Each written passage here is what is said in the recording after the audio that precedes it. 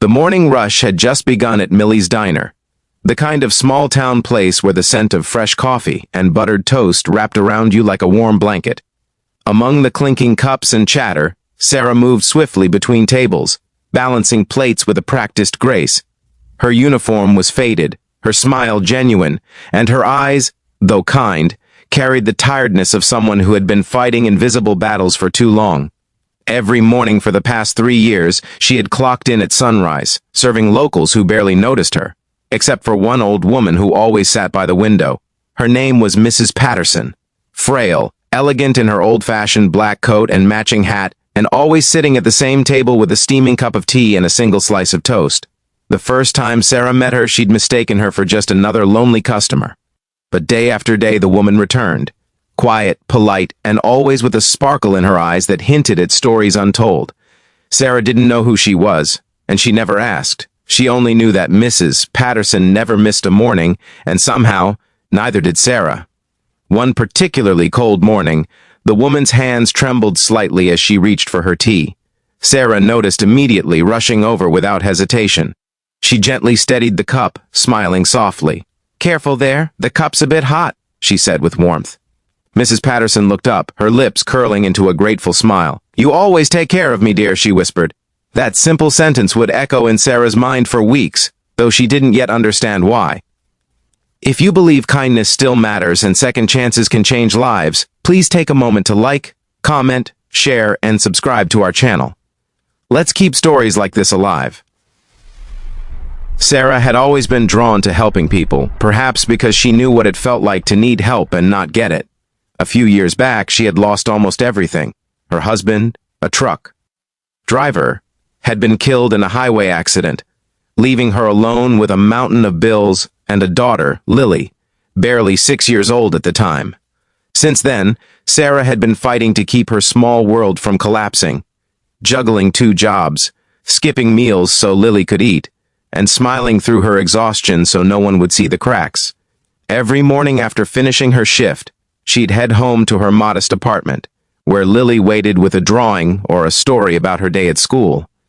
And every morning before that, she'd spend an extra few minutes chatting with Mrs. Patterson, refilling her tea, listening to her memories of how things used to be, and occasionally helping her count the change when her hands shook too much. Sarah never saw it as charity. To her, it was just kindness, the kind the world had once shown her and then taken away too soon. Weeks turned into months, and Sarah and Mrs. Patterson's quiet friendship grew. One winter day, when the snow outside blanketed the streets and the diner was nearly empty, Mrs. Patterson arrived late, her cheeks flushed, her steps unsteady. Sarah hurried to greet her, concern in her voice. "You should have stayed home, ma'am. The roads are icy." The old woman smiled faintly and took Sarah's hand. "If I stayed home, dear, I wouldn't get to see you." Sarah's eyes softened. It was the kind of simple statement that stayed in her heart long after the shift ended. But as winter gave way to spring, something changed. Mrs. Patterson stopped showing up. 1 day passed, then 2, then a week. Sarah kept glancing at the window seat, expecting to see that familiar black hat, but it remained empty. She even checked the local hospital, fearing the worst, but found no record of her. Eventually, she accepted the silence, though her heart felt strangely hollow every time she poured tea for someone else. Then, 3 months later, everything changed. It was an unusually busy Friday morning when a line of black luxury cars pulled up. Outside the diner, the sound of their engines drew everyone's attention. The door opened, and 4 tall men in black suits entered, their presence immediately commanding the room. They scanned the place carefully before one of them gestured toward the counter. The diner went silent. Even the regulars stopped eating. Sarah froze, a tray in her hands, her heart pounding. One of the men approached. "Are you Sarah Miller?" he asked, his voice calm but firm. Sarah nodded, confused and nervous. "You need to come with us. Mrs. Patterson's lawyers would like to speak with you." The name hit her like a jolt. "Mrs. Patterson, is she okay?" The man simply nodded. "She's fine, but there's something you need to know." They led her outside, where a black car waited. Inside, she found an elderly man with silver hair and sharp eyes, one of the lawyers. "Miss Miller," he began, "Mrs. Patterson has spoken about you often. She asked us to deliver a message, and something else." He handed her a sealed envelope.